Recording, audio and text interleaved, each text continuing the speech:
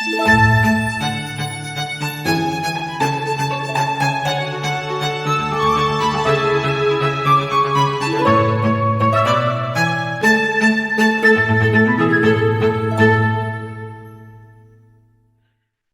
Heavenly Father, thank you again for another day that you've made, for your wonderful love and mercies. We thank you for the truth that you have given to us through your word, and especially in the person of Jesus. And we just ask for you to draw us ever close to you as we consider this topic of relationships. Lord, help us to understand what we need to understand, and that we might see the truth, that the truth might set us free, and that in the truth our relationships might be as you design them to be. And this I pray in Jesus' name. Amen. All right, so let's look at this topic, relating to others, part one. Now, everybody's talking about toxic people. Everybody has toxic people in their lives, apparently. And I, I hear it all over the place. I counsel with lots of people that have toxic people in their life. But interestingly enough, I don't ever counsel with the toxic person. Um, and everybody's got everybody. It's so it's so interesting. Everybody has narcissists around them, and this kind of narcissist, and that kind of narcissist, and the other kind of narcissist. But I've never met anybody that was actually the narcissist. So those are quite interesting observations for a counselor, and you can draw your own conclusions from those statements. So, getting to this topic, do you have toxic people in your life? And if you do, how do you define a toxic person? Now, it's not for, if you want to throw in the chat, definitions of a toxic person and so on. We'll get to questions and answers after we get through the initial presentation part of this meeting, and then we can open up and we can ask questions audibly and whatever. And if you have questions along the way, you can throw those in the chat, and then I'll eventually get to them, and so on. But yeah, I mean, it's just an interesting thought. You can think about it. If you want to throw a definition in the chat, you can do that. All right. How do you define a toxic person?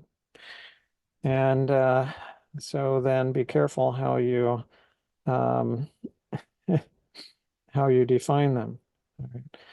All right. And okay, so do you find yourself burdened by toxic people? As you can see in the picture here, is that a problem? And the question is, what's the solution if you have toxic people in your life and you're burdened by them and so on? Is the solution to somehow protect yourself from them? So you put put on the gas mask so that you don't get contaminated by them and what they have to say and how they respond and how they react. Is that the way? Because that's Oh, apparently what some people are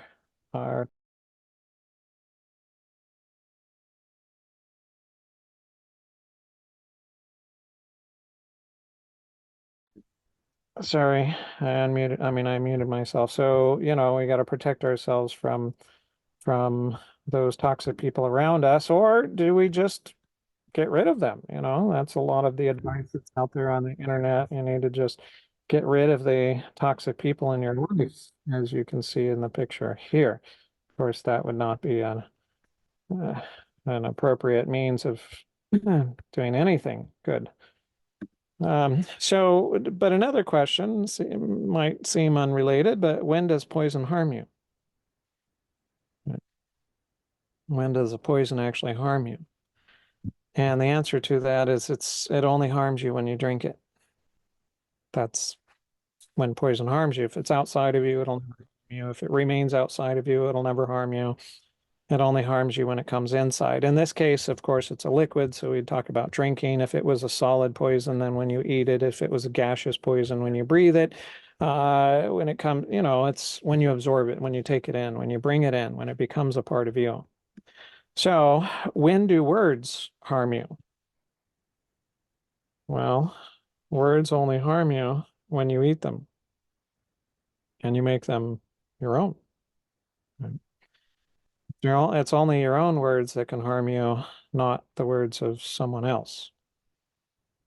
And when can a toxic person harm you or be toxic to you?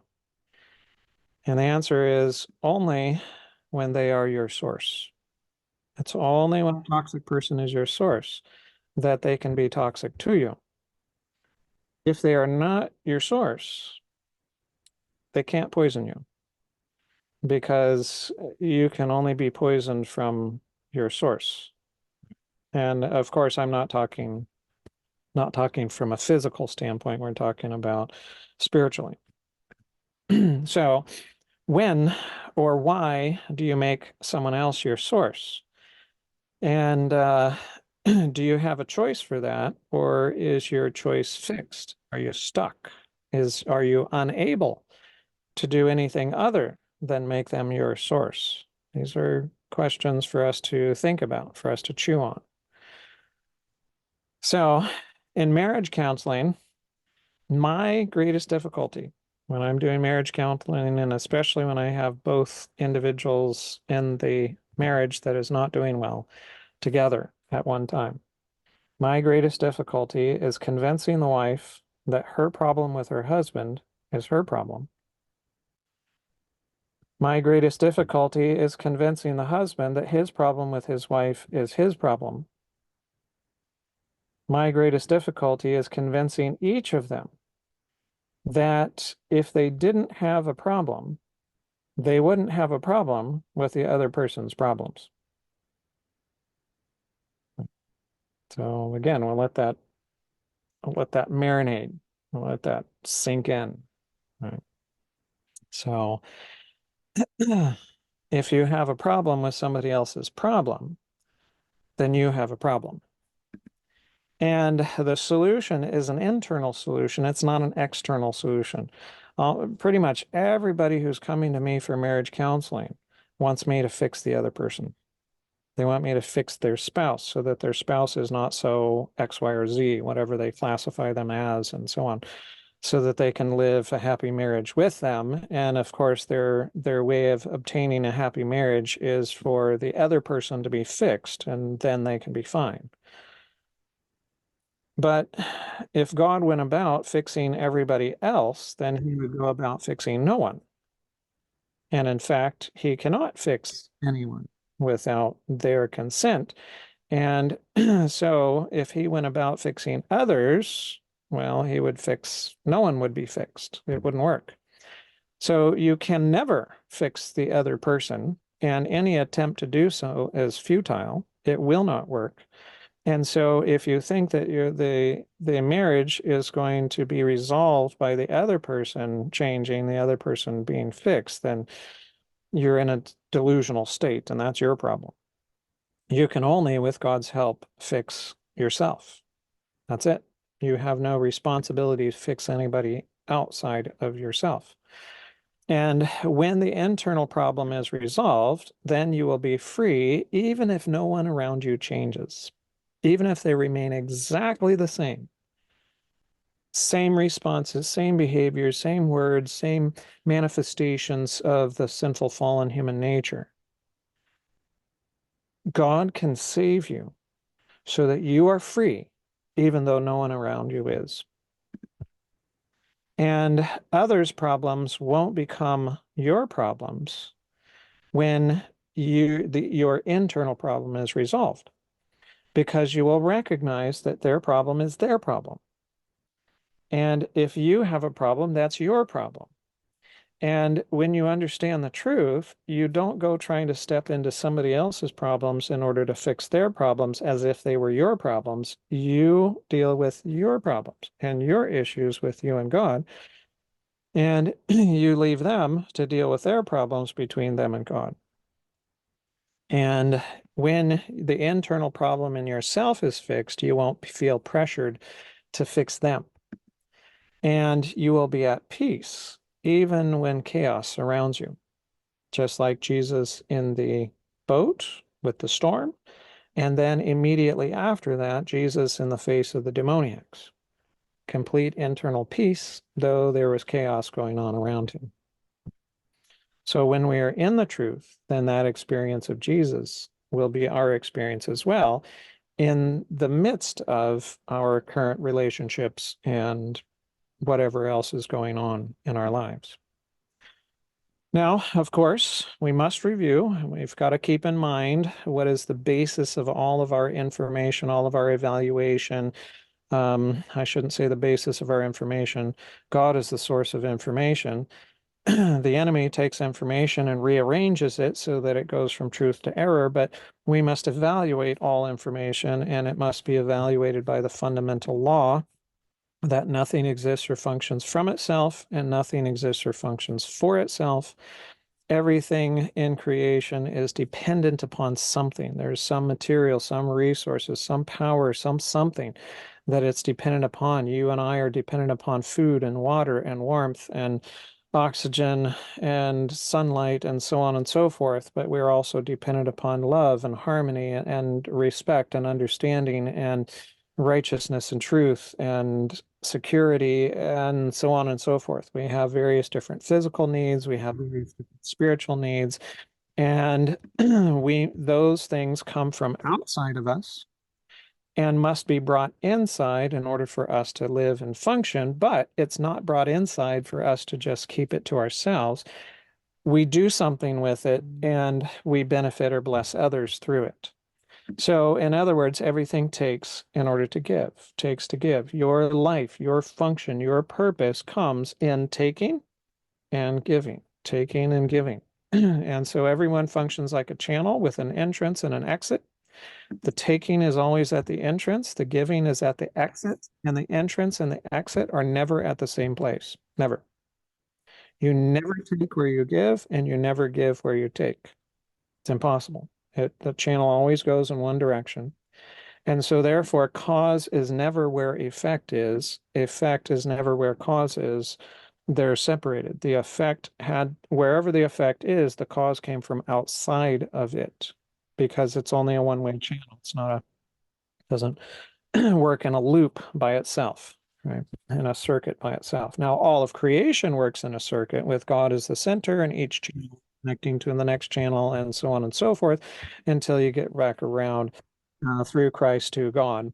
But as an individual piece or part or creature in creation, we have an entrance, we have an exit. There's the side of the taking, there's the side of the giving, there's cause on one side, the effect is on the other side. The cause is never the effect is never the cause. Can never be confounded. It's only one way. And the channel produces nothing of its own because it's not the creator.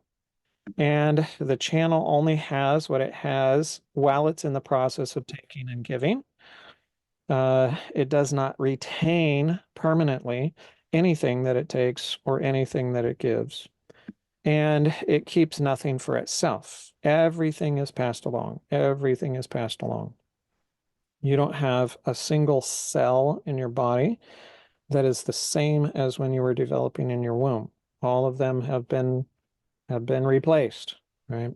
You don't have a single atom or molecule in your body, likely, that is the same as when you were developing in your womb. It's all being changed. It's all being replaced, right? It's all being rebuilt and some stuff, and so on. You keep nothing for yourself. And of course, the fundamental law is the law of God, taking a gift. And the law of God was written on two stones, not one. And the two stones are very important because the stones show us the spirit of the law. Yes, there's a letter of the law, which is the 10 commandments that are written on the two stones, but the spirit of law comes from the two stones. And the spirit of the law is telling us or showing us that there is a relationship with God and there is a relationship with others. And that's what divides the two stones, relationship with God and the relationship with others. And last week we looked at the relationship with God. If you didn't catch it, you can go back to the New Paradigm Ministries YouTube channel and you can look up all of the old group sessions, and it will be one of the old group sessions, the most recent one, until this one gets posted. And anyway, so we have a relationship with God, and that relationship with God, as we see on the fourth commandment and through all of these commandments, it is with God. It is God is the source. And the fourth commandment bids us to take, right? Take what we need. And in taking, your needs are satisfied. And when your needs are satisfied, then you can rest. So the Sabbath is about rest. And so it means that your needs are satisfied and now you can rest. And where are they satisfied from? The creator of the heavens and the earth. That is God. He's the source. And the one that you take from, you are dependent upon. So now we are dependent because of the law shows us that we are to be dependent upon God and God alone. He is where our dependency is. The relationship with others is a relationship for us to give what we have taken from God. And so we don't give of ourselves, we give of what came from God because we are a channel. And since God is unselfish, he is selfless and self-sacrificing, that is what we give to others. We give unselfishly for their sake, for their good, because that's what we took from God. And so, excuse me, the law of God shows us that we are to take to give. Now, we just saw that as the fundamental law of all nature, which is taking to give.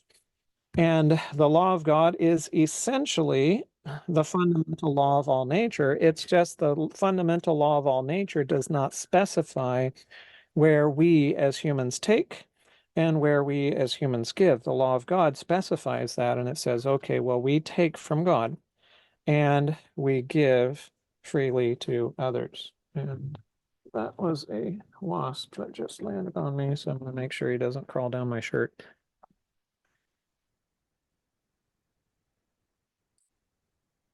And he keeps buzzing around.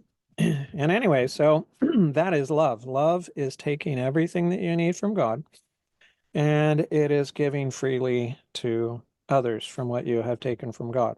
And of course, everything that God has is good. So everything that you would give to others is good. And you will function. And you function this way. This is the only way that function works, is by having God as your source, taking from him everything that you need, and then giving it to others. And again, last week we focused on the first table of stone, our relationship with God. This week and next week, we're going to be focusing on the second table of stone and the giving to others. And we are told that Adam gave names to all cattle, to the birds of the air and the beasts of the field. But for Adam, there was not found a helper comparable to him. It is not good that man should be alone. Right? So we're all familiar with this passage that even God said it's not good that man should be alone. The problem is that we have misinterpreted it not according to the law, typically. So when we look at the law, again, where is the taking to be from? Right? So the taking is to be from God. This is our relationship with God. So the taking is to be from him. The giving is to where? Right? To other people. Now, the taking and the giving can never be in the same place. You cannot take from God and give to God. You cannot take from people and give to people. It's impossible. The channel only goes one way. So if you are taking from God, you are going to give to others. That's how you will function, not by choice, but by function. And the law does not allow for us to take from others, to depend upon them, to have others as our source, and to then have the law backwards. That's the law does not permit that. So when we look at this, now we need to evaluate this according to the law. We need to have that as our standard of evaluation. Most of us come to this and we say, okay, well, it's not good that man should be alone. That means that Adam was, he was incomplete in and of himself. And yeah, if you could go ahead and remain muted, have a question, we can, you can either type the question in the chat, or we can, you can unmute when we get to the question and answer time at the end. So whoever iPhone is, you keep on muting yourself. And I keep muting you. All right, there we go. All right, so so yes, Adam gave he had an experience with God alone. So God created him as he created him to be, a channel of taking everything he needed from God.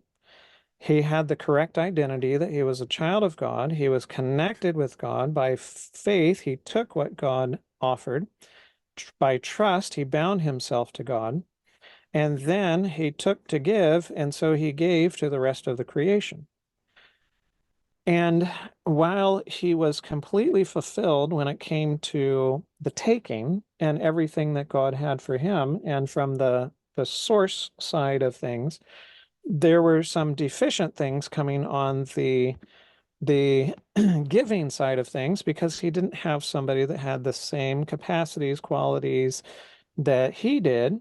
And so there were many things that he could not share. He couldn't share about the beauty of the flowers and what it made him feel like to see all of the creatures and other things like that. Yes, he could talk to the different animals around, but it was probably about as fulfilling as you talking to your dog or your cat. Yes, they might be, the dog especially might be paying attention to you, but they don't have a clue of what you're talking about, and they can't enter into the same joy and the same meaning and so on as you're experiencing because they don't have the same capacities. Plus, also, Adam saw that every animal had a companion that they could work together with in order to accomplish common goals, and he did not. And so, in that way, he was missing something. And so then God put Adam to sleep, which he didn't have to, but he did on purpose. And he created Eve so that Eve would have alone time with God, just Eve and God, and the rest of creation. And Adam was essentially a lump of clay. I'm not saying that he was just, but he was out of the picture as far as Eve was concerned. And yes, she had the proper identity that she was a child of God. And so she was bound by trust to God, and by faith she took what God offered. And she gave to the rest of creation as well. But again, similar to Adam, she recognized that there was something missing. There was not a partner to cooperate with. There was not somebody of the same nature to give to. And so she recognized that there was a lack on the giving side, not on the taking side, just as Adam had experienced. And now God wakes Adam up, and now both of them are by trust bound to God, by faith taking from God what they need, and now giving to each other and the rest of creation. And now, in its fullest sense, how God created Adam and Eve to function, they are now able to function because not only do they have the completeness of the taking, but now they have completeness in the giving as well. Now, of course, what happened at the tree? Well, the serpent came along, Satan, and he had a few things to tell Eve if she got close enough to the tree, and she did. And her bound to God by trust, taking by faith what she needed from him, having the correct identity that she was a child of God, taking to give, now she came to this tree, and Satan had a few things to tell her. First of all, the tree is good. You will be like God and you will not die. Right? Just having to reverse everything of what God had said. God said, you will die. He said, you won't. He said, you will be like God. God never promised that she would be like him. He had already created her in the image of God. That had already come. Right? And the tree was good. Right. So, well, in and of itself, yes, the tree was good because God didn't create anything that was bad. There was nothing bad in and of the tree itself. It would simply stood there as a warning to Adam and Eve saying, okay, here's one tree, the tree of death, and here's another tree, the tree of life. There's only one way that you can live, and that is according to how I created you. So if you there is no option. There is no option to life. There's only one way for life. The alternative is death. And they had no need for death, and so Satan had to take away the idea that they would die. I'm not going to go deep into this deception, this delusion. There's other presentations where I do so. But in a mystery that we cannot, never explainable, um, Eve deceived herself into believing that she could become something that she was not, that the creature could become the creator, that she could become God. And she put herself above God and questioned God, and she she doubted God by putting herself above him, and she then, in her self-deception with the wrong identity, cut herself off from God. Since she's a creature and she still has needs, she must have a source, so she immediately switches to Satan as her source. And she takes his information. Now she also has his standard, which is the tree is good, you will be like God, you will not die. And so if the tree is good, if it will make you more than what you are, if it will not harm you, then what must she do? Well, she must take the fruit and eat it, because you always go after the gain. And now she thinks that it's gain and she's going after it without the clue that she is at all deceived. She thinks she's actually doing something good when she falls. It's the nature of the delusion. And she, in her excitement, goes and finds Adam, and she, in the state of giving in order to receive, because that's what happens when we have the false identity of I am God. Now I start giving for myself, but I have needs, and so I give in order to receive. That's my purpose of the giving, is that I might get in return. And so does that work very well? No, that doesn't work very well. But she brings the same information to Adam. So she becomes an ambassador of Satan. And she says, well, hey, the tree is good. You will be like God. You will not die. She repeats to him all the information that the serpent. And of course, Adam was not, there's this word called snookered. Anyways, he was not, um, Eve went into this thing just completely deceived. And she was just excited and elated in what she had found out. Adam, he knew that there was a problem, and he knew that he was going to lose her because God said she's going to die. Now, he had been with her for who knows how long, in a perfect environment, with a perfect relationship, with a perfect love, and so on and so forth. And now God's word says she must die. If that was your wife and you were in that situation, would you agree with God that she must die? Or would you want to save her? And would it be wrong to want to save her? Well, no, it wouldn't be wrong to want to save her. But how does he go about saving her? Well, he eventually goes about saving her by going against God. And so again, by an unexplainable mystery of iniquity, Adam deceives himself into believing that he could be something that he's not, God. And he also questions God. And he also um, disbelieves God, and he believes Satan and his information that he's taken through Eve. And so now, cut off from God, he must have a source. So he takes Eve as a source and he gives in order to receive. Now she's given this information. It's good. You'll be like God. You won't die. And this is how he can save her. And so with all of this still going after good, but deceived and thinking that good is this way when good is actually that way, he goes and he takes the fruit in order to accomplish the good. But now in a state of deception where he's actually accomplishing evil. And so there's the fall. Now, in the fall, what also happened is the standard was changed. Right? The standard was changed. Instead of having God as our source and the first table of stone first and the second table of stone second, now The second table comes first, and the first table comes second. This is a result of the fall in the evaluation system of the individual. And now the relationship with others is where you take from. And the relationship with God, and you're dependent upon people. You're dependent upon others.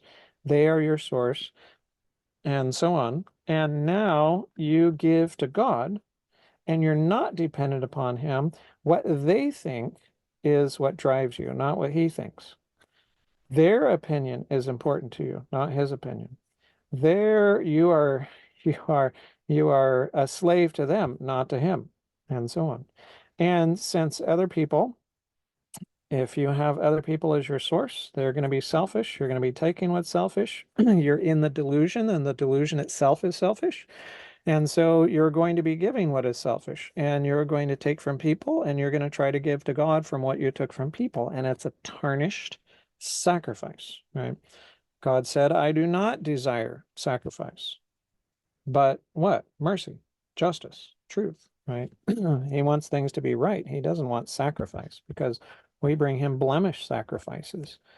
So we have things backwards. We take from people to give to God, and that is evil. And that will absolutely always result in dysfunction. It cannot work that way.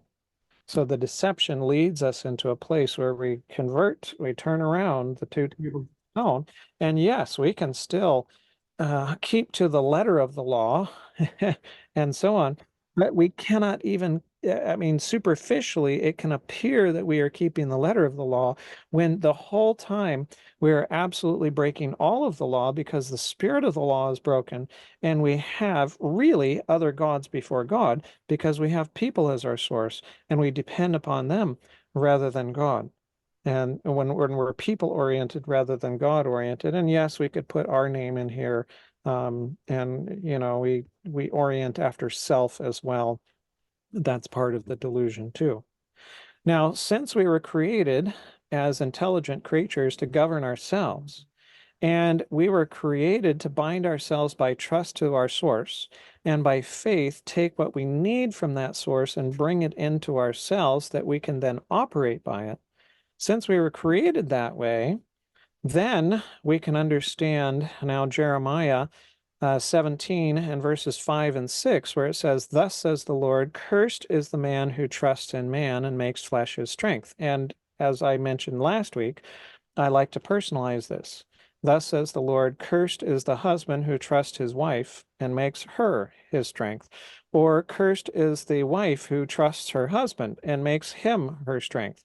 Or cursed is the child who trusts their parents and makes them their strength. Or cursed is the parent who trusts their child, and you get the idea. You can put any and every relationship in there. Cursed are you when you trust people. You are cursed when you trust people. Why? Because trust is is the binding to your source. That is binding you to your source. That's on the taking side. And the law of God says that the taking must always be from God, right? It must be from God and not from, oh, I didn't realize how many slides I had to go back, right? The taking must be from God and not from others, right? It's not to work in the direction of taking from others. And so when I'm taking from others, that is a problem, a significant problem. So when the man trusts in man and make flesh his strength, then his heart has departed from the Lord because now you have people in the place of God. And you can't, again, the channel only goes one way. So if you're taking from people, then you're not taking from God. He's not your source. He's not your strength. Your heart has departed from the Lord. Now you are dependent upon others. For he shall be like a shrub in the desert and shall not see when good comes, but shall inhabit the parched places in a wilderness, in a salt land which is not inhabited. So your needs are not going to be fulfilled. They're not going to be supplied when you have other people as your source and you're taking from them. The law of God is switched in your heart, in your mind, in your evaluation system, and you have the false identity, which is the basis of all sinful nature, and that is that I, the creature, believe that I'm God. Right? So this is the problem. Now, we need to understand the problem before we then dive into relationship problems and relationship struggles, because we won't understand why we have the relationship problems and struggles the way that we do until we understand what's in the background behind it. And this is the background story behind all of it.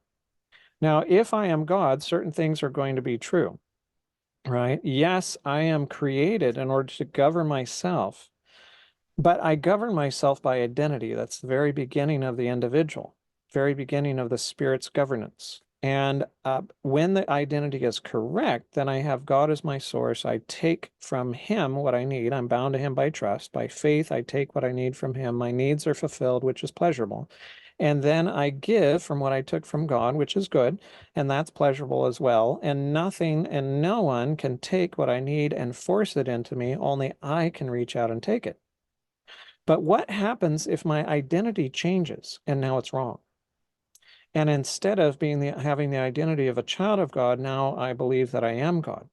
And mind you, this is not a conscious belief. This is an unconscious belief. Eve had no clue that she had accepted this identity.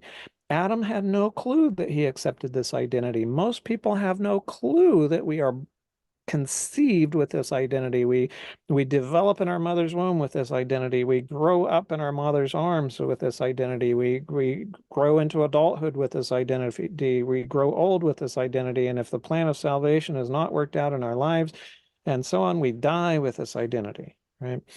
So most people are not aware of this because it's unconscious, but it's there. And there are some clear evidences that it's the case. And one of those evidences that I am God is that I believe that I am my own.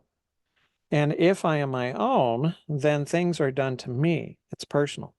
And it becomes my problem. And it's about me, and so on and so forth. And I am the one that has to fix it. I'm the one that has to resolve it. I'm the one that has to figure things out, and so on and so forth, because I am my own. I am God. And if I am God, then I have a love that gives in order to receive. Because again, I see myself as the source.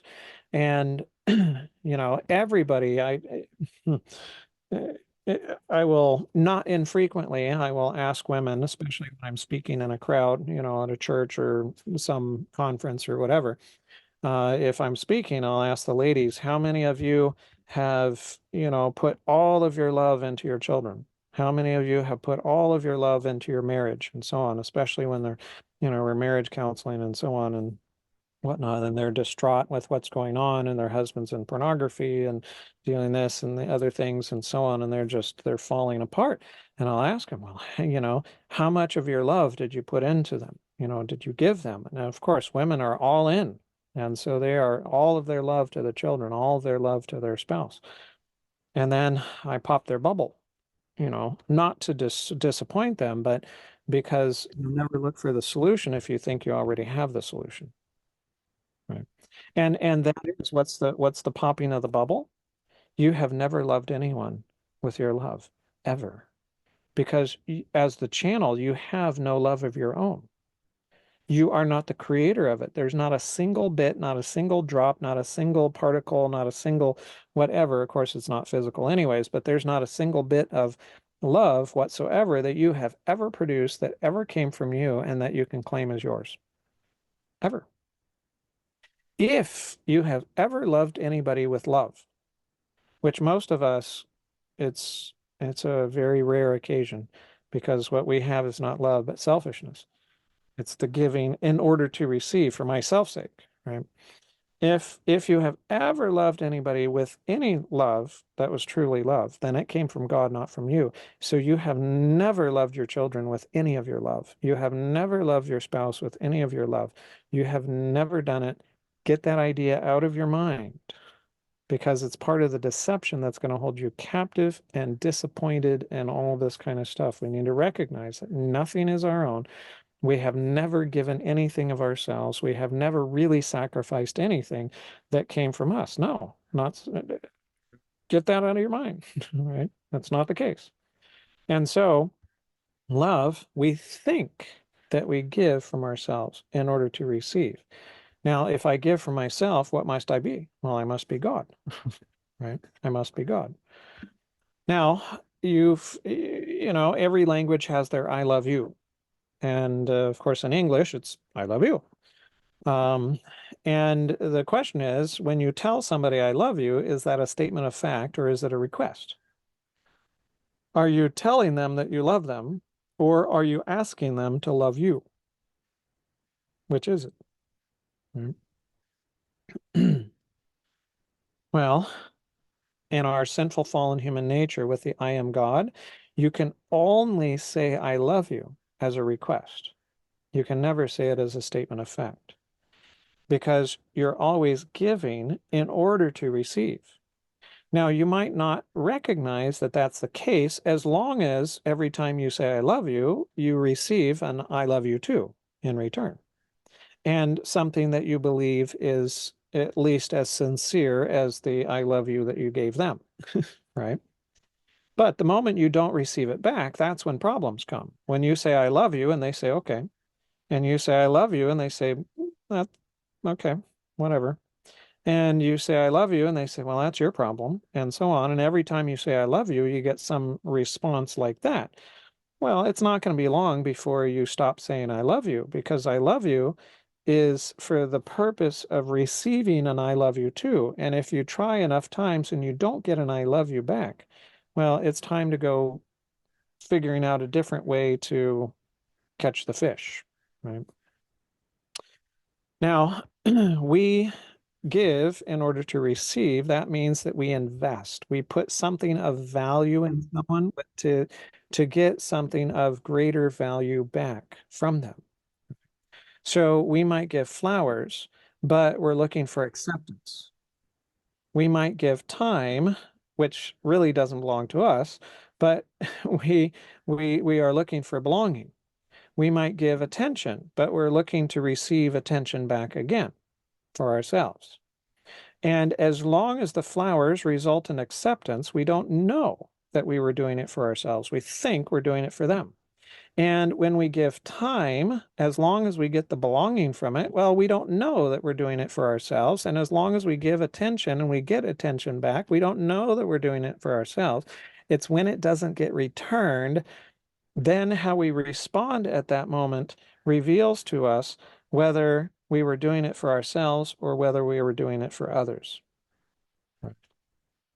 And when I respond with personal hurt, when I respond because I have not been accepted, because I'm rejected, because I don't belong, because I've been abandoned, because nobody's paying attention to me, and so on and so forth, then I can know that my reason for doing what I was doing, however good I thought it was actually for self, and it's evil, right? It's part of sin and sinful nature.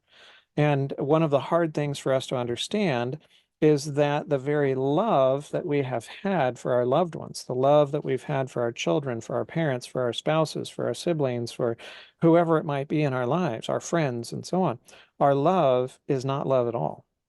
It's selfishness. It's for myself. It's not for others.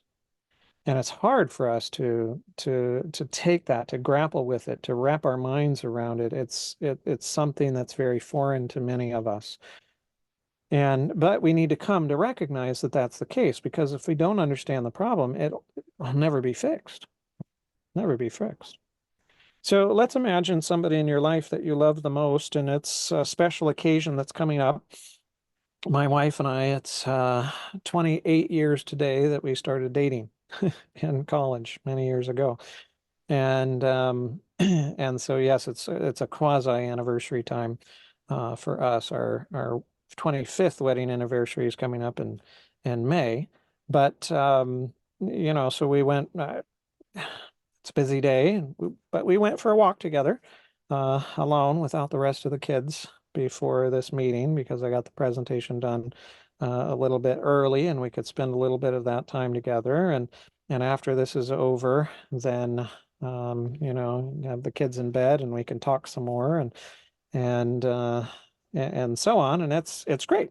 But imagine, somebody in your life that you love the most, and it's a special occasion, like an anniversary or a birthday or something. You want to get them the perfect gift. And so you go looking through the stores, you go looking online, and you finally find the gift, but you've been planning ahead, but it's expensive and you don't have enough money yet. And so you have to save for a while before you can buy the gift. And you finally buy it and you wrap it up nicely. And the date of that occasion, whatever it is, comes and you come and you knock on the door and they open the door and you hand them the gift and they take the gift and they throw it on the ground and they stomp on it and they slam the door. Well, how do you feel? Well, most people, I mean, I give this scenario many places where I go and talk, and many people are, they feel crushed or they feel rejected or they feel angry or they feel hurt or they feel, a number of these different things. And then, of course, the question is, why do you feel that way? And one of the answers is I didn't receive what I expected. You see, there was an expectation associated with the gift. I thought it would be received well. I thought they would be happy. I thought they would thank me. I thought they would invite me in. I thought that we would, be able to have a walk together or whatever. Whatever the relationship is determines what your expectations are in relation to giving the gift. And what you think of the gift also determines your expectations associated with their response. But you're always looking for a response and you didn't get it. Now, a similar scenario, but this time you work for the parcel service. This is United Parcel Service. You might not have the same one in your country, but just imagine some company that that delivers packages to the homes. And you're working for this company and you you go to a particular residence, you grab the package for that home and you go up to the door and you knock on the door, the resident comes out, you have them sign for the package, they sign for the package, and they take the package, they throw it on the ground, and they stomp on the floor, and they slam the door. Well, how do you feel? Okay, curious, cautious, concerned. You might want to know what's in the box. Did they know what somebody who it was coming from and what they thought might be in it? And you don't know, but it's not your problem because it's not your package, right? Now, why are you not hurt the same way in the second scenario as you were in the first? Well, in the second scenario, you had no expectations for yourself in relation to the gift because it wasn't yours. It wasn't your gift. It wasn't purchased with your money. It didn't represent your love. It was not your loved one. In the first scenario, oh, that was your gift and it was bought with your money and it represents your love and that was your loved one. So the degree to which you believe that it's yours, you are God, belongs to you, is the degree to which you will take it personally. And the degree to which you expect some kind of return for what you have given is the degree to which you will be disappointed and rejected and abandoned and, angry and all of these things when the gift is not treated well. But the degree to which you believe it's nothing is yours. You're just a steward, not the owner. You're the UPS delivery guy. You're not the owner of the package. The money is not yours. The love is not yours. The time is not yours. There's no investment that you can put into somebody because you don't have anything to put into them. It comes from God. And so and you don't do so because you expect something in return from them. You do so because you have already received good from God and you have the good, and now it's your joy to give it away. Now you respond to things entirely differently, entirely differently. Now, if I am God, then I am dependent upon others because I have them as my source now. And I need them to be good. And I need them to behave a certain way in order for me to be good. And so now I'm a slave to them. And I'm a slave to them in many different ways, right? So I might be in one stage of the relationship, or this might go through a lot of stages of the relationship. I behave in certain ways towards them because I want to continue to receive good from them, and I can only receive good from them if I give good to them. And so I am good to them so that they can be good to me.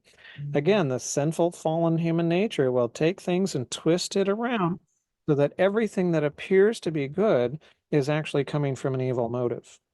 And that's dangerous. It's problematic. Right. Now, how does manipulation work? Right. How does manipulation work? Because we've all been in a situation where we felt manipulated.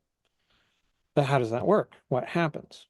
Well, you have two individuals, as you can see here. And let's say that this individual, you in this case, see this person. Let's say that this is husband and wife, and the wife sees her husband as the source of the acceptance and the approval that she needs. So she needs him to accept her. He needs him to approve of her and what she says and what she does, and so on and so forth. So he is her source. Now, what's she going to do? As her source, she is going to bind herself to him. She's going to latch onto him spiritually, of course. And she's going to take him as her source. Now, she is going to modify what she thinks. She's going to modify what she says. She's going to modify what she does in relation to what she believes he wants so that she can still receive from him the acceptance and the approval that she needs. Right. You got it?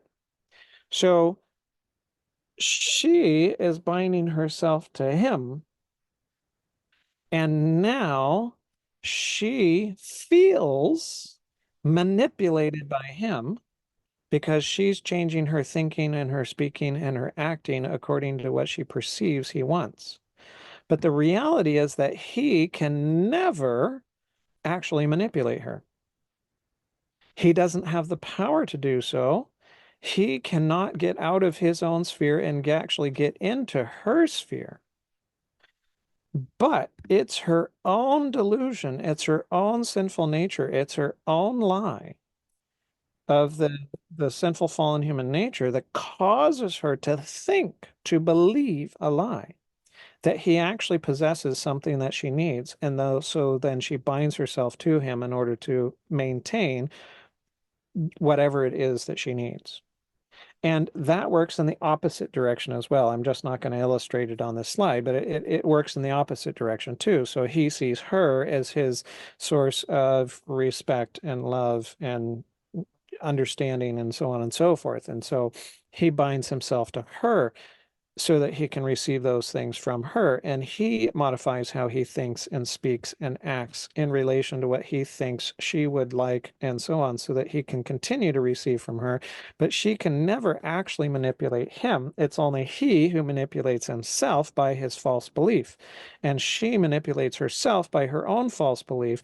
Nobody can actually manipulate somebody else spiritually. Physically, yes, the body can be forced, right? Spiritually, no. So manipulation is really something where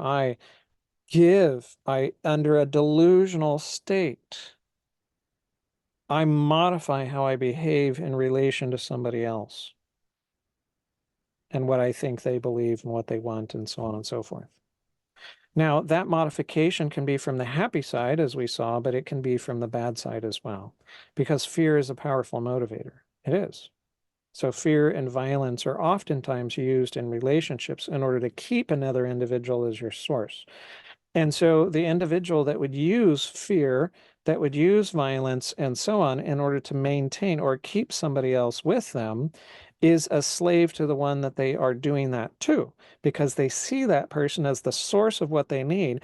And they're just using this modality in order to try to keep that source as their own so that they can continue receiving whatever those things are from the other person.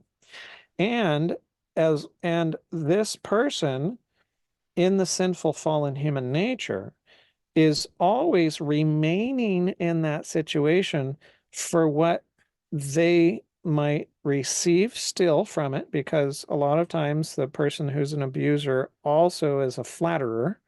And so after they abuse, they will tell lies, but then they will flatter and they will, tend to have some nice things that come in between. And for the sake of the nice things in between, they will stay, or for the sake of the fear of the uncertainty. Still, he might say, okay, well, if you leave, I'll kill you. Right? I'll chase you down and I'll find you and I'll eventually find you and I'll kill you when I find you. Well, then she believes that her security he possesses or controls her security. And so since she believes that he controls her security, then she remains because she's afraid of what will happen if she goes, right? So again, it's still the situation where you believe that somebody else controls something that you need. In this case, it might not be acceptance and approval, but it might be safety or security. And as long as she believes that he controls that and that it's out of God's hands and God doesn't actually control it, well, then she continues to be a slave to him, even while he is a slave to her. It's it's yes, sinful nature and the delusion is just horrible, horrible. Now, you don't even have to know people. You don't have to be acquainted with them in order to make them your source. Sinful nature will just make anybody your source around you. So when I go speaking in different locations, well, it's very easy for me to make my audience my source and to look at people's faces and to, look for approval, look for confirmation, look for um, agreements, other things of that nature. And so I can bind myself very quickly to an audience and take them as my source, even though I might not have known anybody in the audience before I went up and began to speak. So it's not something where it just has to be an intimate relationship. It can be any human interaction that we have, right? And it's not just human. It's also groups of humans. So you have maybe a corporation that has groups of humans in it. And though that group of people and some administrator or group of administrators decides that everybody in that group needs to behave a certain way in relation to a particular topic, whatever that might be. We've experienced this over the last few years and that individuals must comply with whatever this is in order for um, you to remain in employment and for you to continue to receive a livelihood. Now, the lie that binds us in that situation and makes us feel like we're under pressure or we're compelled to go against our conscience, if indeed that's against your conscience. Some were happy to participate and agree with it. That's fine. But when you're not and you feel compelled to go against your conscience, the question is why? Why do you feel compelled to go against your conscience? It's always because you believe a lie. And the lie typically is you believe the other person or the other entity possesses what you need. And in order to continue to receive what you need from them, you feel compelled to do what they want you to do, which is against, in this case, against your conscience, right? In this scenario. So when you feel like you're pressured against your conscience, it's always in the context of where you believe somebody else possesses something that you need. And in this case, the corporation would possess your livelihood, your ability to provide for your needs, right? Through job, money, so on and so forth. But is that the case or is that a lie? And the answer is it's a lie. Because God proved with Israel that he didn't need a corporation. He didn't need a nation. He didn't even need gardens. He didn't need a river. He didn't need a lake. He didn't need water purifiers. He didn't need anything that was the normal mode and means of supplying the livelihood of individuals. He needed none of it. He provided a pillar of cloud by day, a pillar of fire by night. So he took care of the temperature and the sunburn issue, right? He provided water out of a rock in the midst of the desert. He provided food in the form of manna and so on, where they had not the single capacity to be able to provide for themselves, where they had tons of money, but they had nothing to use it on. God provided for their needs, and he made sure they continue to have a livelihood, because a livelihood does not come from a corporation. It does not come from a business. It does not come from a job. It does not come from work. Although when we have the capability and the possibilities and it's there and available, we participate in work, but that's not where a livelihood comes from. A livelihood comes from God. Working is simply cooperating with God who provides the livelihood. It's not the means of the livelihood, right? God is the means or the source. Right. So when you know that and you understand that God is the source, he's the one that's in control, then, well, there's no pressure here because you know that they can't threaten to take away anything because they don't have the possession of anything that belongs to God. And so it's clear. No, the choice is clear. All right. What is my conscience? All right. Let's follow my conscience, regardless of what the corporation or anybody else says, because I cannot be controlled and I cannot be manipulated by someone who does not, who I believe does not possess anything that I need. There's no bargaining power when somebody has nothing that you need. Nothing. Right.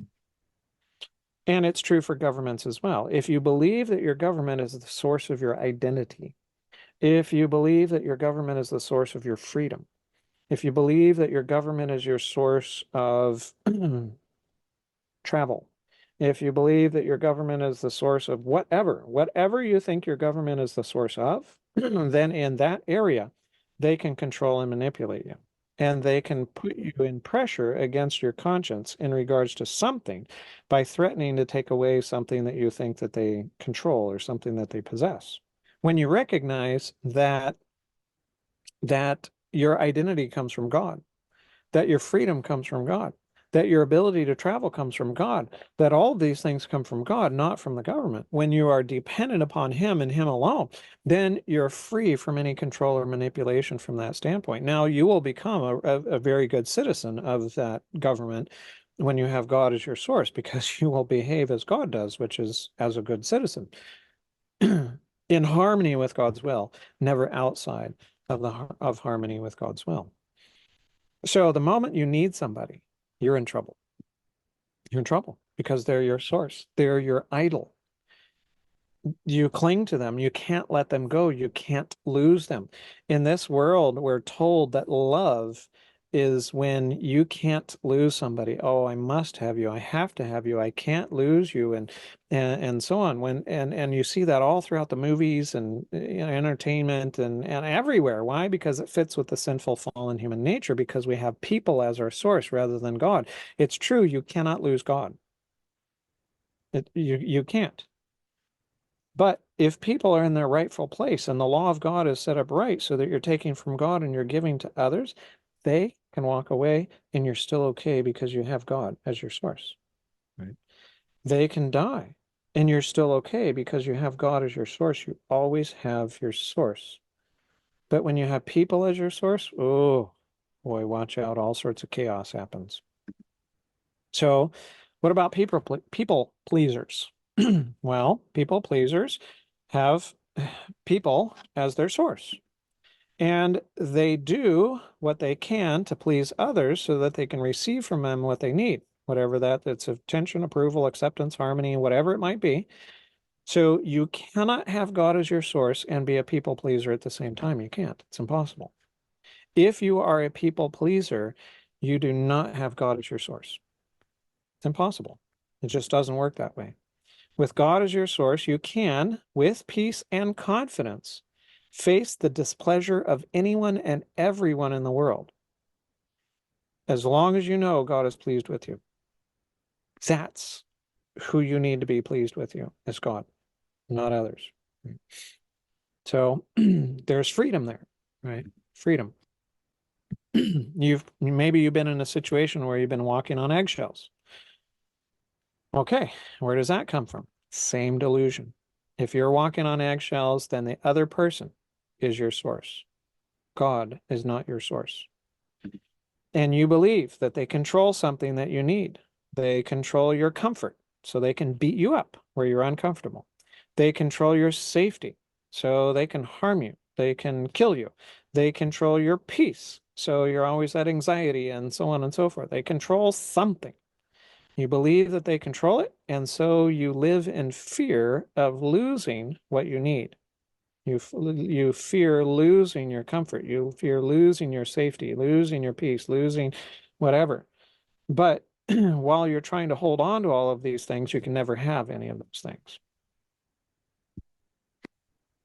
because you can't have those things in the deception. So you're stuck. You're stuck until you have another source, until you have God, till the law of God is restored and you have God as the taking and others as the giving. The truth replaces the error, and so on. Right? So if I'm God, then I expect good from others because I was created by God for good. I was created for good things. And so now I expect good things from others, but now I have them as my source. And other people, well, how many of other people in your life are perfect? Anybody here have perfect parents, perfect spouse, perfect children, perfect siblings, perfect friends, perfect coworkers? Yeah. No. So that results in frustration and a reverse attempt to manipulate because we want to make them good for us. So you need a love that is full. You need a love that's eternal, that's unselfish, that's personal. That's the kind of love that you need. And how many people need a love like that? Everybody. And how many people can be the source of that kind of love? Nobody. Because you cannot be the source of what you need. Just, it's impossible. If you could, it wouldn't be a need. So, what if you believe that you can find the love that you need here? What if you believe that? You think it's going to work out well? No. You will always end up disappointed because he can never be what she needs, and she can never be what he needs. Yes, they both can be a helpmeet. They both can cooperate with each other. They both can share what they have taken from God. They both can work towards common goals and common ends, but neither of them can be the source of what the other one needs. It's impossible. But as long as you believe that it is possible, you're going to try and you're going to be disappointed. And then you'll think, well, it was that person, that was the faulty one. And then you'll try again with someone else. And then that doesn't work and you're disappointed and you think, well, there's two faulty people. All right, let's try a third. And you try the third, and that one doesn't work. And you try a fourth and a fifth and a sixth, and so on and so forth. And you go through tons and tons and tons of relationships, and you never find somebody that can satisfy your needs because nobody, no other human person can satisfy your needs. Only God can satisfy your needs. Now, if you go to the another person for your needs, then there's going to be frustration all along the way. So if you have a neighbor that keeps coming and they want stuff, and they want $10 billion because of some great need that they have, and you don't have $10 billion, but they keep coming to you over and over and over again for the $10 billion, and you don't have the $10 billion, and they keep knocking on your door and they keep coming back and they want the $10 billion, and they keep coming and they keep coming, and you don't have the $10 billion. Well, you get frustrated because you don't have what they need and they keep coming after you as if you do. And they're frustrated because they actually believe you've got it and you're not giving it to them. And so this is human relationships, right? This is a problem of human relationships is everybody's frustrated. I'm frustrated at my wife because I think that she should be able to fulfill my needs and my needs aren't being fulfilled. And so now I'm frustrated. And she thinks that she should be able to fulfill my needs and she sees that I'm not satisfied. And so she's frustrated because she's frustrated at herself because she's not able to do it. She's frustrated at me for expecting her to do it, but she has the same thing towards me, and everybody's frustrated at everybody because everybody is expecting everybody else to be the source of what they need. It doesn't work. Doesn't work. It will never work. It'll never work. I'm sorry. It just won't work. You're barking up the wrong tree. You're eating from the wrong pasture. Speaking of eating, let's imagine that you were fasting and you've been fasting for a whole week, a week-long fast. And it's time to break that fast. And there's this restaurant in town, and it's a beautiful restaurant. It's vegan, right?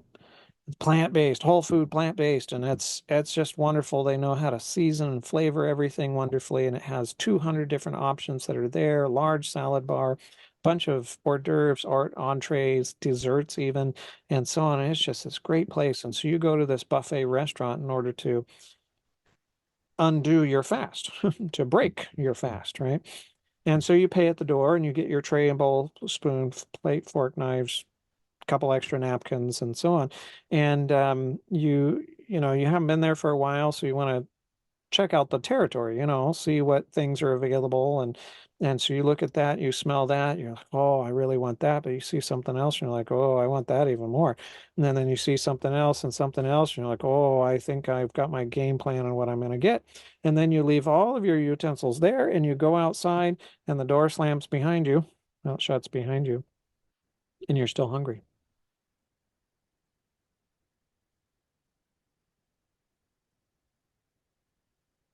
Whose responsibility is it that you're still hungry?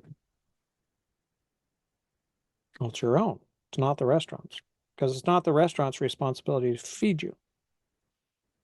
It's their responsibility to make the food available and to make sure that it meets certain criteria. It's your responsibility to take it and eat it. And if you don't take it and you don't eat it, well, sorry, you're not going to get filled up. Now, God has a buffet of love with grace and security and harmony and truth and mercy and freedom and acceptance, justice. But it comes with things like self-sacrifice, delayed gratification, self-denial, other things like that that we don't so much care for. But a lot of beautiful things that we absolutely need. And we come to this buffet and it offers all of these different things. And yes, it's free, it's available. We can come and we can take of that buffet. But it's not God's responsibility to take of these things and put it into us. It's his responsibility to make it available to us. It's our own responsibility to take it and bring it into ourselves. And we first must bind ourselves by trust to God, but that comes from our identity of a child of God. So first, identity must change, that I recognize and I accept that I'm a child of God. Now God is my source. I bind myself to him by trust. Now by faith, I can take from him what I need. And so I can take in the grace and security and harmony and truth and mercy and freedom and acceptance and justice and so on and so forth. And I can take of those things and I can eat of those things by faith, right? But if I don't come and I don't eat and it's not by faith, then I'm not going to fill up. I'm going to remain empty, and it's not God's fault. Not his fault. It's mine because it's my own responsibility to feed, to fill up. Right? Now, this buffet is always open 24/7, right? There's no exception to it. He said, I will never leave you nor forsake you. So this buffet is open all the time. It's always fully stocked. He says, I have loved you with what kind of love? An everlasting love, right? So it doesn't end. Therefore, with loving kindness, I have drawn you. Oh, beautiful. And it's always free. He says, oh, everyone who thirsts, come to the waters. You who have no money, come buy and eat. Yes, come buy wine and milk without money and without price. Right. So it's free. It's available. Beautiful. Wonderful. Come anytime you want, but it's not the only buffet that's out there. There's also buffets of selfishness. Right? And the buffet of selfishness, well, it offers some pleasing things to our sinful nature, power, pleasure, popularity, possessions, position, and so on. But it comes with other stuff like fear and control and manipulation and injustice and lies and abuse and betrayal and abandonment and rejection and so on and so forth. And all sorts of anti-needs, stuff that go against our needs. But for the sake of the things that we really like, we kind of put up with all the other things that come along with it. And while there is a buffet of love that is available anywhere that I am, well, buffets of selfishness are walking around all over the place in other people. And so my sinful nature has a problem because I gravitate towards the buffet of selfishness. That's where I naturally go and eat in my sinful, fallen human nature. And of course, you've heard the phrase, you are what you eat. And it's very true when it comes here. So the moment you have somebody else as your source, then what they've got, you take. And so they come home grumpy, you get grumpy. They come home excited, you get excited. They come home depressed, you get depressed. They come home whatever, you get whatever. Others are your source if, this is how you can know others are your source. Others are your source if you need them to be okay for you to be okay. A very clear sign they are your source. You need them to be okay for you to be okay. And if they aren't okay, you aren't okay. You may have heard the phrase, if mama ain't happy, ain't no one happy. Well, that's a true phrase, I should say, that is a true phrase in the context of sinful fallen human nature. But since sinful fallen human nature is the result of a lie, then that is a lie. Ain't mama happy? I mean, mama ain't happy, ain't no one happy. Because if you were in the home of Jesus, if mama wasn't happy, Jesus was happy. Because mama wasn't his source. Now, others are your source if your mood tends to mirror their mood. Like I mentioned before, they're happy, you're happy. They're sad, you're sad. They're up, you're up. They're down, you're down. If you get upset and frustrated at them, they're your source. You can't get frustrated and upset at them if they're not your source. If you are controlled or manipulated by them, clearly they're your source. And if you need them to love you, if you need them to respect you, to understand you, to be harmonious with you, or anything of that nature, then they are your source. You see them as the source of those things. And if you need them to leave you alone, to give you space, to whatever, then they're your source as well. And if you feel the need to fix them, to correct them, to control them, then they are your source. All of these are evidences that somebody else is your source. And these are good things to review and look at and go, oh, okay, these are warning signs that I can look at. I can actually take these to the, and I can look at applying them. So, yes, there's a buffet of God's love, and yes, there's the buffets, many, many, many buffets of selfishness that are out there. And oh, while we would love to take the buffet of love, yet we naturally take from the buffets of selfishness. This is where sinful nature is going to default. It's going to default here in taking from others and taking what they have and so on. That's just how sinful fallen human nature is. The only way that you can take from the buffet of God's love is when you have the correct identity. I'm a child of God.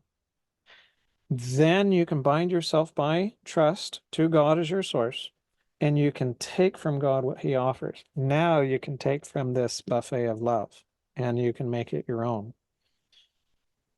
And that is exactly what Jesus did his entire life. He took from the buffet of his Father, and he never took from the buffet of others. So he was dependent upon his Father, what his Father thought, his Father's ways were his ways, his Father's thoughts were his thoughts. He sought for his father gave him freedom, and he accepted that freedom from his father. He accepted mercy from his father, truth from his father, acceptance from his father, justice from his father, security, even the justice that led to his death from his father, security from his father, grace from his father, harmony from his father, and so on and so forth. And yes, self-sacrifice and self-denial and everything else along with it. And he ate from his father's buffet, and he was always like his father. He never mirrored other people that were around him, except to reach them, but not for his own sake. Right? Jesus did not entrust himself to people, for he knew all people. He did not need any testimony about or from mankind, for he knew what was in each person. Jesus did not eat from the buffet of others. He only ate from the buffet of his Father, and his Father said, "This is my Son whom I love. With him I am well pleased." And so Jesus always took those words as his own. He always ate from those words. They were always there in his mind. He was referring to them. When the demoniacs were racing at him with the threat of ripping him to pieces, he thought, nope, I'm the Son He loves me. I am well. He is well. I am well. My Father is well pleased with me. And my Father is my protector. I have nothing to fear. When they were taking him and ushering him to the cliff to throw him off the cliff because they had had enough of what he was telling them. Well, he had the peace that came along with it because he knew at that moment he was the son. His father loved him and his father was well pleased with him. He had that confidence in any situation and circumstance. And when the Pharisees were yelling at him and they were calling him names and calling him this, that, and the other thing, well, he had peace knowing that, and he had confidence knowing that he was the son and he was well loved, even though they hated him. So God wants us also to eat from that buffet. He wants us to come and to feed from him and what he has to offer, rather than feeding from the world and what the world has to offer. He offers that as a possibility to you and I, and that's a wonderful opportunity. Now, like a river, if you have a good river, nice pure river of water coming through your property, and well, if that's what's coming in, then that's likely what's going to come out. If you have bad water coming in, well, then it's going to be bad water going out. What comes in determines what's coming out. And that's true of relationships as well. If you have somebody upstream from you, that's going to determine what you receive. But if you have somebody downstream from you, that doesn't determine what you receive. You've already taken what you needed and you've given to them already. What they do with it is their issue, their problem, right? But if they're upstream from you, oh, that can be a problem because whatever issues they have, those become your issues. You take them as your own because you're taking from them. And then those become your issues, and that's what you pass on and you give to others. That's just how it works. So you can tolerate evil in others who are not your source. You can. But you cannot tolerate evil in others who are your source, right? You can only tolerate evil in others that are not your source. So if they are not your source, how they behave is their problem.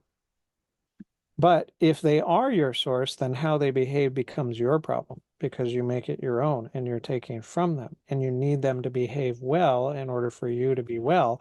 And that's a problem. Whose problem is it? It's your problem.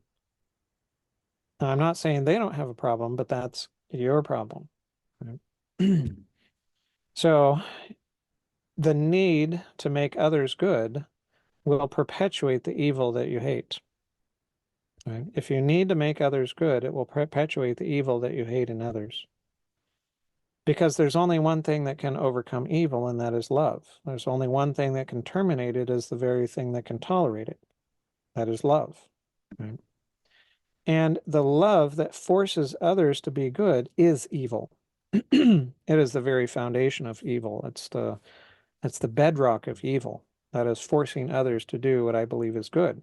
But if I am forcing them to do good, I can only do so out of the error. And so out of the error, what I think is good is actually evil.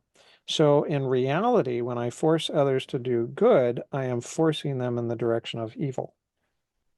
There's no other option. So if I only love others for what they can do for me, then that's that evil love. That's selfishness, right? Loving others for what they can do for me. And selfishness loves others when I perceive them as good for myself, but the moment I perceive them as not good for me, I can't love them anymore. And that's not love at all, that's selfishness. So true love doesn't need others to be good in order to love them. It loves them because you have love. Because you've taken love from God, you have love, and therefore you love them. It's not based upon what they're like, it's based upon what you're like. True love is. So when I take from God, then I get what's good because He is good. And now I can have good and I can give good. But when I take from others, because there is none who does good, no, not one, then when I take from others, I get what's bad and then I give what's bad. That's just automatic. And it happens throughout all relationships. So when I have my children as my source, then I try to, I cannot put up with their bad behavior. I cannot put up with their disrespect. I cannot put up with their talking back or other things like that. And here I do, I try to correct them with the same nature that they are struggling with. It's as impossible for them in their sinful, fallen human nature to truly respect me as it is for me as a parent to truly respect them.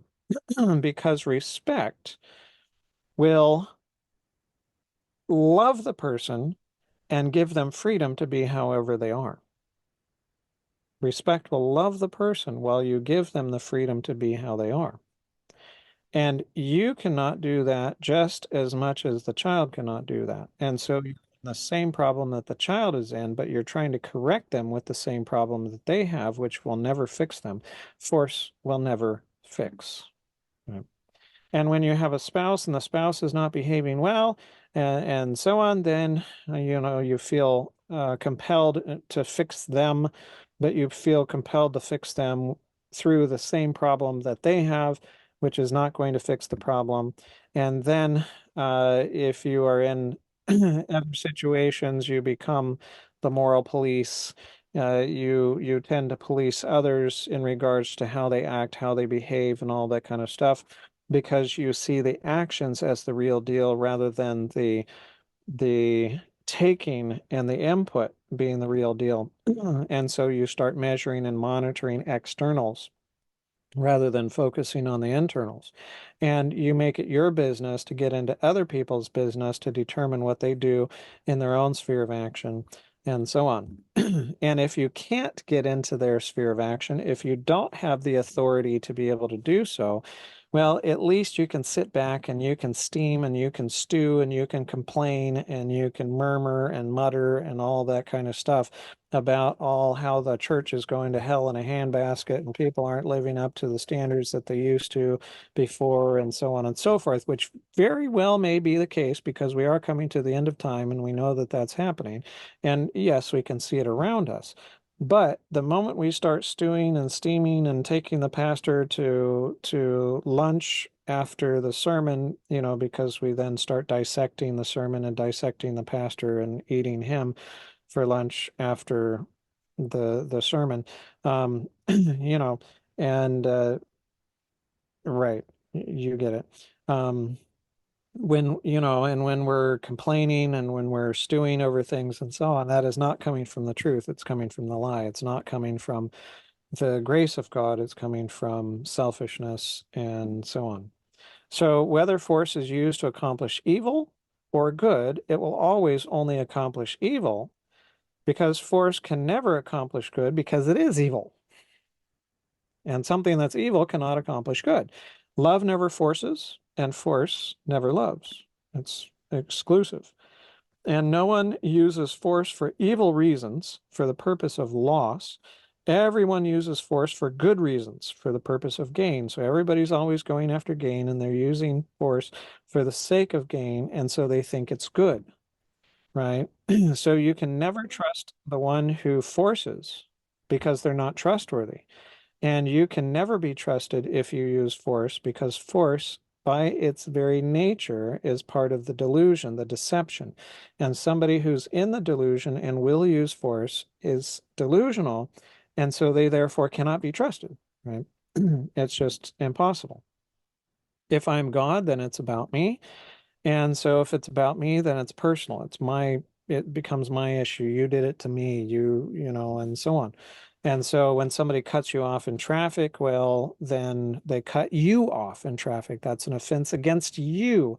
And it's about you. And so you respond to it with frustration and anger and yelling back at them and so on and so forth. When the big client drops your company and it's the one that you were working with and so on and the boss blames you for the loss. Now you take it personal and you're dejected and depressed and so on, right?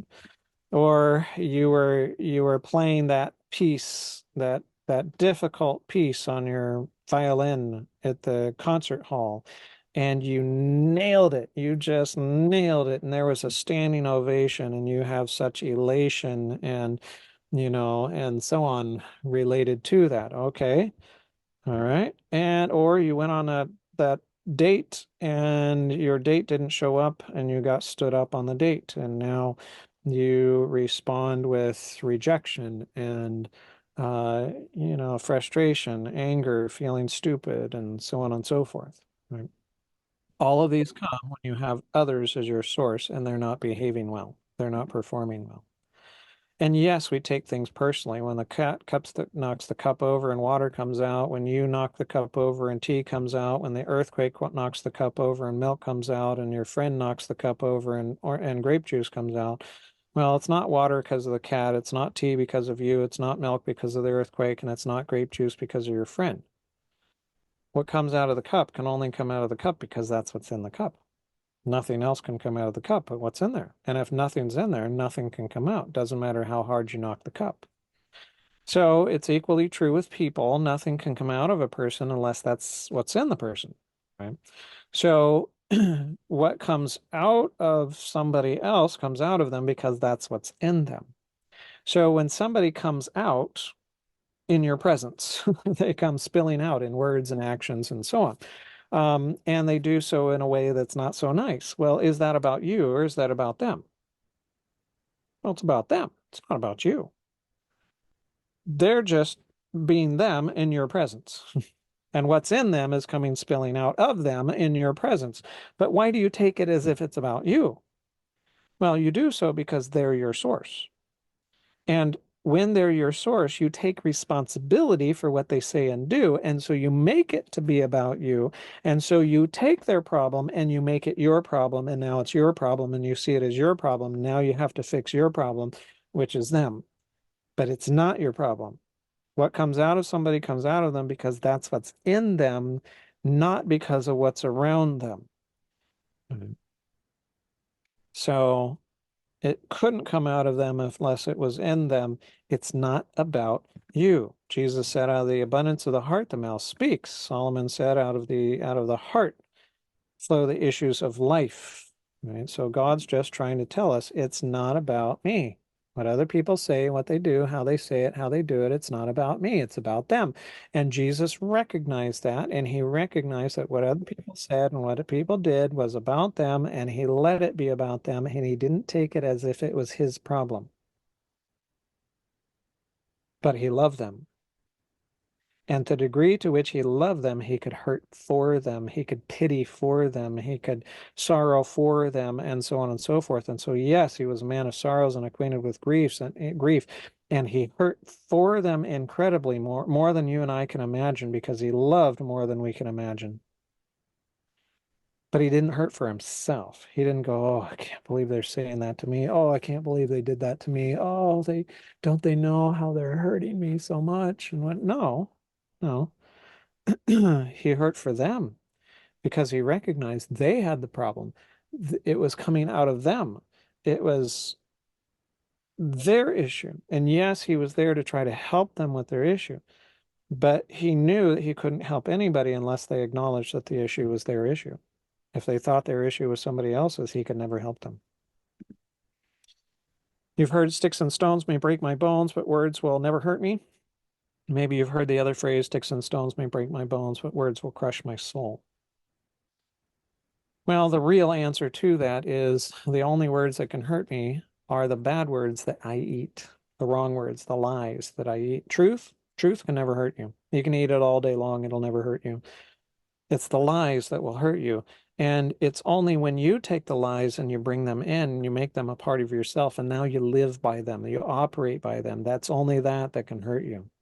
So nobody else can harm you by their words. It's only you that can harm yourself by your own words. That's it.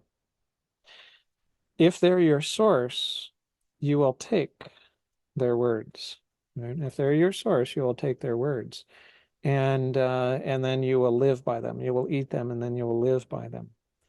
And as is often the case, when we have somebody else as our source and they're spewing off like this, then we're going to frequently respond like this, because it doesn't take very long from a spiritual standpoint for us to take, to have, and now to give it. And of course, what comes out of us is coming out of us because that's what was in us. So if you're in a situation where you're spewing out at others and it's just not going well, and you're in an argument and you're arguing back, you're in a stressful, you perceive a stressful situation, which is really that's because of a lie as well. And you respond in negative ways and so on and so forth. Well, that came out because that was in you. It doesn't matter what anybody else around you said and did. It doesn't matter how they behave. It doesn't matter. What comes out of you because that's what was in you. Period. Period. Right. So, in any situation where you're having difficulty, your abdominal muscles are getting tight, you can feel that blood pressure elevating, you feel yourself responding with not peace, right? Now you have anxiety, you're feeling stressed and whatever. You can know that you believe a lie and you're acting according to the lie in those situations, right? And those are signs that things are off. Right. So that happens, and then this happens, and we're all welcome to human relationships. Right? If I'm God, then I'm the owner, and whatever is destroyed, it's my loss. So if the house is burned down, then it was my house that burned down, and that's my loss, and now it's my problem. And if my spouse leaves me, then that's my loss, and now I'm devastated because of that, and now it's my problem, and I have to figure out how to fix it. And if I'm in an accident and I get a spinal cord injury and now I'm paralyzed, well, that was my body, and the accident affected my situation. And so now my ability to move is gone and it is my loss. And now I take it as a personal loss and I'm distraught and in despair and so on. And when my mom dies and I'm no longer able to counsel with her, talk to her, and so on and so forth, and then that's my loss. And now I am grieving for myself and so on, because I'm no longer able to receive what I had received in the past. And all of these are personal losses from the idea that I'm the owner, which I'm not. I'm only the steward. And if I'm God, then burnout is possible because it's the result of giving from what you believe are your own resources. So burnout comes when I believe that I'm the owner, that I have my own resources, and I can give from those resources. And that only happens when we're disconnected from God as our source. And now we have others as our source, and we're trying to operate from ourselves. You cannot be a steward, taking from God, filling up with what you need, and giving to others from what you took from God. You cannot do that and experience burnout at the same time. It's not possible. God is constant. He is abundant, and He is always there for you, and He will never be insufficient and never be unavailable. Jesus was the hardest working person this world has ever seen, ever seen. And yes, there were times when He was exhausted and wearied. But what did He do? He didn't sleep it out. He prayed it out. And he went and spent time with his Father, and he took, and sometimes the entire night in prayer. And then after the entire night of prayer, he didn't go spend a whole day in bed. After an entire night of prayer, he went and had another entire day of ministry because he had his Father as his source. And as much as he gave, he took, because he wasn't giving from himself, he was giving from the Father. And he was the channel through which he was giving from his Father. John 7:38 says, "He who believes in me, as the scripture has said, out of his heart will flow rivers of living water." That's the reality of one who's connected with God. You don't run out because God doesn't run out, and He is your source, and you're connected with Him constantly. Now, I realize I'm talking about things in the ideal sense, and I need you to realize that too. I'm not talking about our current situation. Well, when I talk about the bad stuff, I am talking about our current situation. But I'm talking of things from our current situation to the ideal, and we must also recognize that there's a journey. There's a journey from the current situation to the ideal, and it takes time. It doesn't happen right away. There are mistakes along the way. There are falling down and getting back up and falling down and getting back up along the way in the process. It's okay. It's a process. It's supposed to be like that. It's supposed to take time. It doesn't happen just like that. But if we don't see the extremes of the road on one side and the other, or one end and the other, then we won't know what we're aiming for, and we'll never get there. So if I'm God, then it's my problem, and I have to fix it. I have to try to control things in order to make it work out. And again, the problem inside of me causes me to think that the problem is outside of me. That's the problem. The deception of the sinful nature is that the problem inside of me makes me think the problem is outside of me. And so I see possessions and people and environment and resources and circumstances and time and space as problems, especially people. And all of these are outside of me, and all of these are like fires that are threatening to burn me. And here I am trying to control people, control possessions, control environment and resources and circumstances and time and space and so on in order to keep it from burning me. And my measure of success is keeping all of the fires out so that I don't get burned. But I can never control people or environment or possessions or resources, circumstances, time, or space. You might think, well, hang on, I can control possessions. No, not when the thief comes. I can, oh, circumstance, no. Can you control time? No, you can only measure it and then see how much passed. You can't control it. Can you control space? Oh, well, you can try to put distance between yourself and somebody else, but they can erode that distance. Right? No, you can't control any of these things. And the moment you try to do so, you're going to fail. And when you fail at controlling what you're trying to control in order to protect yourself, stress is the result.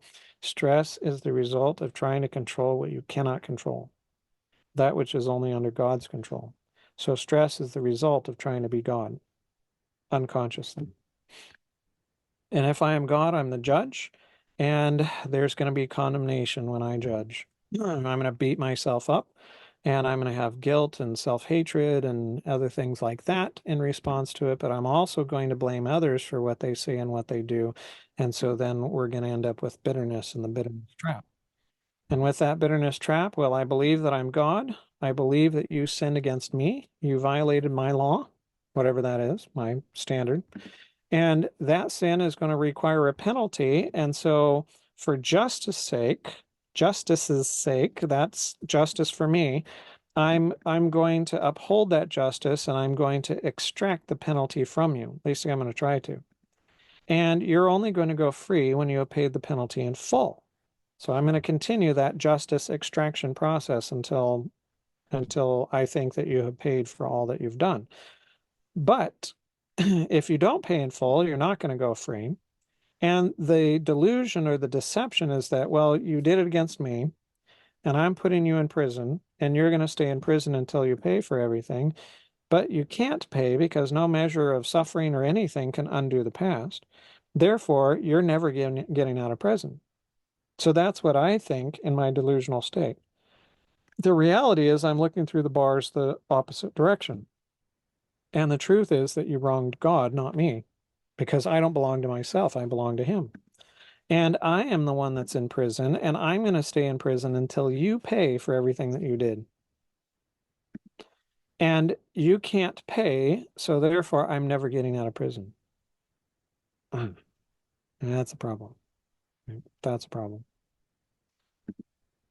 So I become my own prison warden. I become my own jailer. And in order to go free, I must be willing to let you go free, but I am not going to let you go free because if you do, my sense of justice is not going to be met and satisfied, and you're going to get away with it. And for the sake of you not getting away with it and my justice being satisfied, I'm going to hold on to this prison, right? I'm going to hold on to my hurt feelings because the only way that I can really make you pay is by you hurting for what you did. And if I can simply get you to hurt for what you did and hurt enough for what you did, I'll be willing to let you go free. But if you don't hurt for what you did, then I can't make you go free. So I try to hold on to the hurt feelings so that I can hold you close enough to my hurt feelings so that you can hurt for what you did. But who gets burned worse? The one in the fire or the one next to the fire? The one next to the fire. Right? The one in the fire is burning up, and the one next to the fire is roasting marshmallows. Right? So this never works. This never works. No measure of suffering can undo the past. Even if you could make them suffer, no measure of suffering can undo the past. None whatsoever. So I'm going to remain captive, and I will remain captive forever. That's just how this prison of bitterness works. And if I let go of those hurt feelings, then you're going to go free. And so I hold on to them so that you don't go free. That is bitterness. Oh, and we think, okay, well, I need to forgive so that I'm not bitter like that. And okay, yes, that's true. But what is forgiveness and what is it not? Because there's even a deception of forgiveness. And the deception of forgiveness is the usual Christian understanding of forgiveness. And that is this: you sinned against me. You owe me for what you did. And I have the right to extract the penalty from you. But I'm going to be good to you, and I'm going to choose to not make you pay. I set you free. I forgive you. So that's a deception. It's delusion. Why is it a deception or delusion? What's going on there that makes it a delusion? I'm still God. You still did it to me. You still owe me. But I'm going to condescend to your level, and I'm going to let you go. Right? It's that kind of forgiveness comes from the deception. It comes from the delusion. It was consistent with the sinful fallen human nature. It requires absolutely no change, no transformation of the individual. It's something that you can do in your sinful fallen human nature. And if it is anything that you can do in your sinful fallen human nature, it is not the solution. It will never set you free. You will still remain captive. So here's the problem. I'm God. And all of these things come from it. And that is the basis of the problems that we experience in our relationships with each other. And this outlines many of the different things that cause us to have difficulties in our relationships. Next week, we're going to look on the bright side of things. And we've seen some bright things along the way as we've looked at the problem and contrasting it with the as we have looked at good things in contrast with the problem. Next week, we're going to look more focused at the solution and what things look like and relationships look like when it's going the way that it's supposed to. And then in weeks coming, we're going to look at various different types of relationships and how things work from there. But this gives us an idea of at least the problem and why we have problems relating to people the way that we do. So let's pray, and then we'll get into our question and answer time. Dear Heavenly Father, thank you again for your wonderful grace and mercy. Thank you, thank you, thank you that you have a love that is far different than what we have thought love is. And Lord, help us to open our eyes. Lord, help us to recognize the truth of the lie that is the foundation of our thinking, and help us to be willing to accept that when we have a problem with somebody else's problem, we have a problem. And may we turn to you not as the one to save us from all of the stuff around us, but may we turn to you as the one to save us from all of the stuff inside, so that when what is inside is fixed, we won't have a problem with anything outside. Now, it doesn't mean there won't be problems outside. Yes, they'll still exist, but they won't distress us like they did before. And so, Lord, set us free like that, like Jesus lived free. And this we pray in Jesus' name. Amen.